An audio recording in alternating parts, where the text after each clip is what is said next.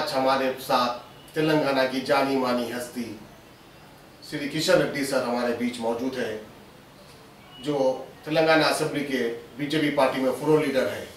आज हमारी मुलाकात मिस्टर किशन रेड्डी साहब से। सलाम अलैकुम। किशन रेड्डी साहब, सबसे पहले तो आप हमारे चैनल के लिए बेस्ट विशेस दीजिए, जो हमारा सच चैनल शुरू हुआ है। बहुत खुशी की बात है,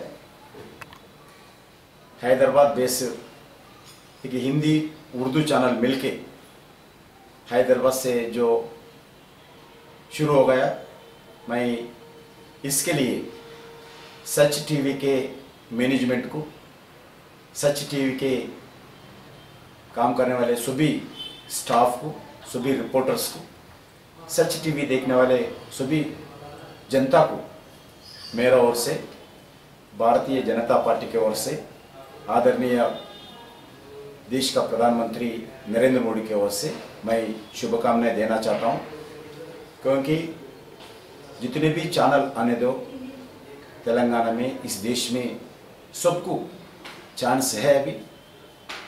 अभी भी देश में बहुत बड़ा अलग अलग समस्या है, वो गरीबी हो, बेरोजगार हो, भ्रष्टाचार हो, टेररिज्म हो, ऐसा इश्यूज पर अलग अलग चैनल अलग अलग इश्यू उठाकर देश को, जनता को जागरूक करना, सरकार को बताना, सरकार को ऊपर दबाव डालना, जनता का सेवा करने में जैसा राजनीतिक कार्यकर्ता जो सोशल वर्कर जैसा काम करते, टीवी के द्वारा भी जो गरीब लोग अभी तक सरकार के पास पहुंच नहीं सकते, जो समाज में जो पिछड़े वर्ग है, जो नेग्लेक्टेड वर्ग है, वैसे लोगों का समस्या के ऊपर सरकार तक पहुंचना चाहिए। उनका समस्या हल करने में, जनता को जागरूक करने में सच टीवी भी वो रोल प्ले करना चाहिए।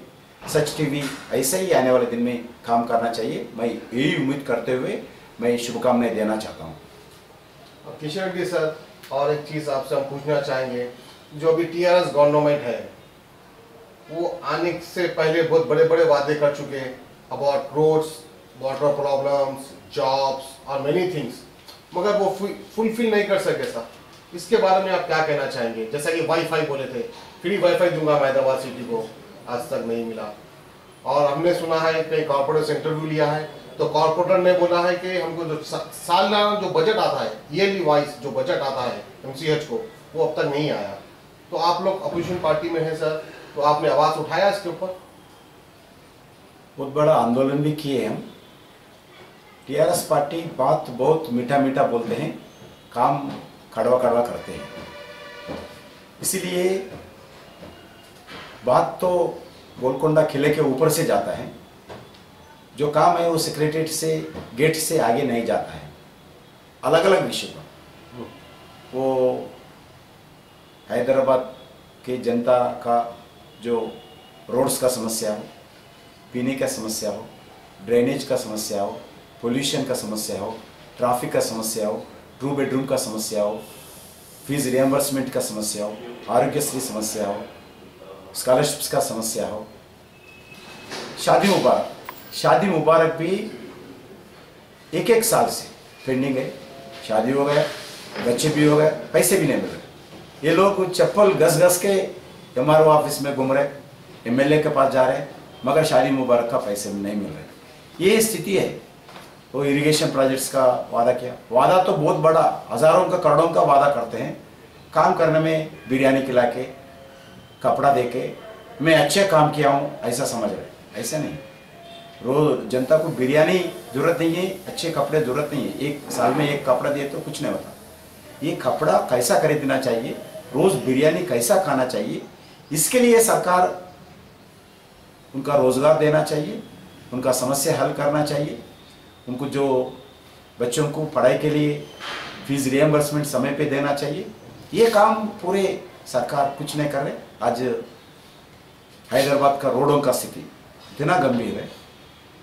स्वच्छ हैदराबाद बोले, मगर जिधर भी देखो आज कचरा दिखते हैं, आज पोल्यूशन का वाटर दिखते हैं। ये स्थिति हैदराबाद में है। इसके लिए हम जनता से आह्वान करते हैं, ये बात बहुत बड़ा है, काम बहुत कम है। और एक चीज सर, इलेक्शन से पहले 12% रिजर्वेशन फॉर मुस्लिम्स बोल के बोला था सीएम साहब ने, वो खाली जुमला था या हकीकत में वो देने वाले हैं? ये देने का सवाल ही नहीं है, क्योंकि कांग्रेस पार्टी का जो 4% रिजर्वेशन था, ये रिजर्वेशन हाईकोर्ट ने खत्म किया है 2 बार। सुप्रीम कोर्ट के से स्टे लाके वो चला रहे हैं। 12% रिजर्वेशन देने का सवाल ही नहीं है। सुप्रीम कोर्ट ना इसको मानते हैं, ना हाईकोर्ट मानते हैं, ना जनता मानते हैं। ये जो लोग जो मुस्लिम लोगों को गुमराह करने के लिए, मुस्लिम लोगों को गुमराह कर वोट पाने के लिए ये टीआरएस सरकार है, ये अनकॉन्स्टिट्यूशनल है। भारतीय जनता पार्टी इसको सख्त खिलाफ करता है। हाँ, ये बताते हैं मुस्लिम में भी पिछड़े वर्ग है, गरीब है, जो खाने को नहीं मिलता है, रोजगार नहीं मिलता है, कॉलेज में सीट नहीं मिलते। वैसे अलग अलग वर्गों में भी गरीब लोग हैं।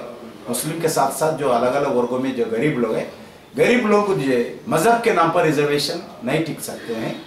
जो गरीब के आधार पर, मुस्लिम में भी ज़्यादा गरीब है, पढ़ाई नहीं है, रोजगार नहीं है, रहने का घर नहीं है, वैसे लोगों का एक यूनिट बनाकर, एक क्लास बनाकर गरीब लोगों के लिए रिजर्वेशन दीजिए। भारतीय जनता पार्टी समर्थन करते हैं, मगर मजहब के नाम पर रिजर्वेशन देना बहुत गलत है। ये टिकता नहीं।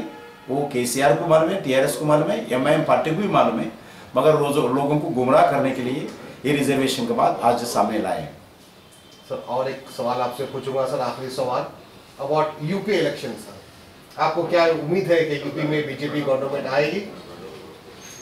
देश में सबसे ज्यादा गरीबी, सबसे ज्यादा इलिटरेसी, सबसे ज्यादा गुंडाइज्म, सबसे ज्यादा माफियाइज्म, सबसे ज्यादा हॉस्पिटल नहीं रहने की समस्या, सबसे ज्यादा रोड्स नहीं रहने का समस्या, सबसे ज्यादा लोग, छोटे बच्चे मर जाना किधर तो भी है, तो वो यूपी में है।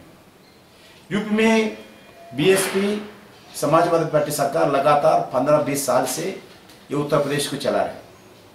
जो उत्तर प्रदेश के साथ साथ तो मध्य प्रदेश भी पिछड़े प्रांत था, छत्तीसगढ़ भी पिछड़े प्रांत था, उड़ीसा भी पिछड़े प्रांत था, महाराष्ट्र भी पिछड़े प्रांत था। मगर ये स्टेट्स बहुत पार किया है अलग अलग विषय पर, जीडीपी हो, एग्रीकल्चर ग्रोथ में हो, एम्प्लॉयमेंट जनरेशन में हो, इंफ्रास्ट्रक्चर में भी, एजुकेशन में भी, हेल्थ में भी। ये पूरे प्रांत यूपी पे पार करके बहुत आगे बढ़ा है मध्य प्रदेश के, छत्तीसगढ़ से। मगर यूपी जिधर है उधर ही है। यूपी में कारण क्या है? फैमिली सिस्टम है, भ्रष्टाचार है, गुंडागर्दी है, माफिया राज है। जितने पैसे केंद्र सरकार देते हैं वो पैसे खाली पेपर के ऊपर खर्च होते हैं, पैसे जेब में जाते हैं, कॉन्ट्रैक्टर की जेब में, राजनीति के जेब में। ये बदलना चाहिए। ये यूपी के जनता को ये मौका है। यूपी सबके साथ विकास होना चाहिए, देश के साथ। अभी तेलंगाना देखिए, आज तमिलनाडु देखिए, कर्नाटक देखिए, आंध्र देखिए, कितने आगे बढ़ रहे हैं। क्यों यूपी नहीं? कारण क्या है? जो देश को, उसको प्रांत को चलाने वाले जो बीएसपी हो, जो समाजवादी पार्टी हो, उनको कोई कल्पना नहीं है, डेवलपमेंट का कल्पना नहीं है।